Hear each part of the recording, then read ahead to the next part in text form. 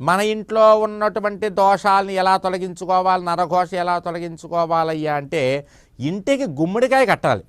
ఇంటి ముందు ఒక బూడిద గుమ్మడికాయ తెచ్చి పసుపు కుంకాలు రాసి మంగళవారం కానీ శుక్రవారం కానీ చక్కగా దానికి పసుపు కుంకాలు రాసి కుంకుమ బొట్టు పెట్టి పూజ చేసి మనం దానికి హారతి ఇచ్చి సూర్యోదయానికి ముందు కానీ సూర్యాస్తమయం తర్వాత కానీ ఆ బూడిద గుమ్మడికాయ కనుక ఉట్టిలో పెట్టి కట్టామంటే నరఘోష ఇంటికి వచ్చేట నరఘోష తగ్గుతుంది. ఒకవేళ ఆ బూడిద గుమ్మడికాయ కుళ్ళిపోయింది అనుకోండి, ఇదేమిట్రా మొన్నే తెచ్చాను అప్పుడే కుళ్ళిపోయింది ఏమిటి అని బాధపడకండి.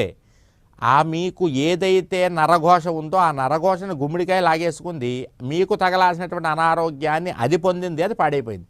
వెంటనే మార్చేసేయండి, కొత్త గుమ్మడికాయ కట్టేసేయండి. మగవాడికి చేసి చెప్పాం, ఇంటికి చెప్పాం. మరి స్త్రీలకి గురువుగారు మా ఆయనకి సింహం బొమ్మ ఉంగరం పెట్టమన్నారు కదా, నేను పెట్టుకోవచ్చా? పెట్టుకోకూడదు. స్త్రీలకి నరఘోష